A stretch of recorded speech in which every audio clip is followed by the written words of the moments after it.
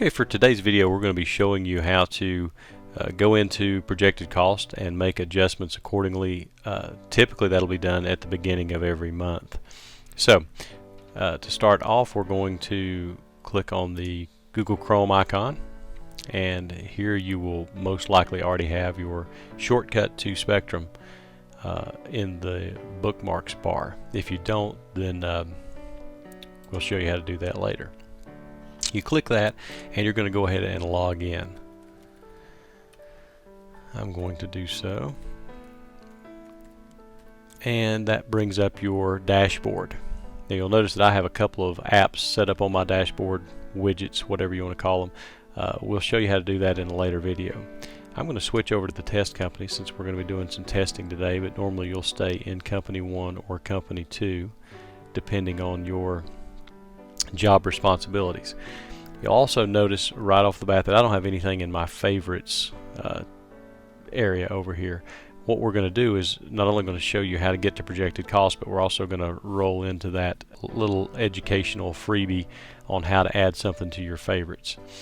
So our first step is going to be to go through the sitemap. So you need to know where it is so you can add it to the favorites. The sitemap can be opened by pressing the plus tab beside your dashboard, and we're going to go down to job cost. That's a little more than halfway down your list on the left. When I open job cost, I get the second set of menu items, and data entry is number 2 on the list. That's where we want to go next. So I'll click data entry, and don't click yet. I'm going to projected cost. The reason I said don't click is if you'll notice the little star and the plus. If I click that, you'll see that now I have projected cost in my favorites. What that does is that gives me the ability to jump straight to this task without having to go through all the menu items, and more importantly, not have to remember. If it's something you go into every day, it may not be that hard, but if you go into it once a week or even once a month or even once a quarter, you may forget the path to get somewhere. That's where it's really nice to have your favorites listed over here. So I'm going to close back out of the sitemap, and again, if we had just landed here from the login, now all I have to do is click projected cost, and boom, I am where I want to be. So today's job number that I'm going to use is test 1.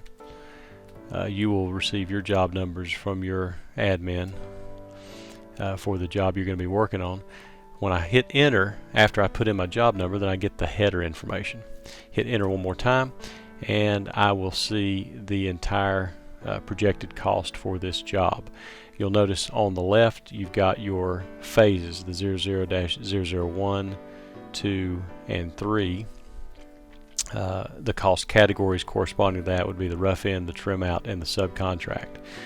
You'll see the estimate original for that phase and cost category, as well as what it's expected to be at completion, what percentage of completion it's in, etc. Open the top right, you'll see the projected profit, and that's very important. You'll see that number change as you make adjustments to your numbers.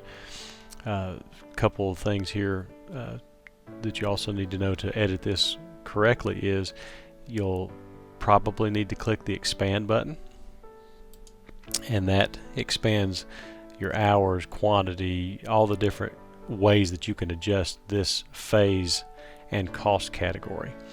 And what we typically like to do is, it makes more sense to do this from the subcontract up, and the way this is sorted, you just drag your slider bar down and go from the subcontract up through trim out, and especially as you have more and more phases, this is a lot easier way to look at it.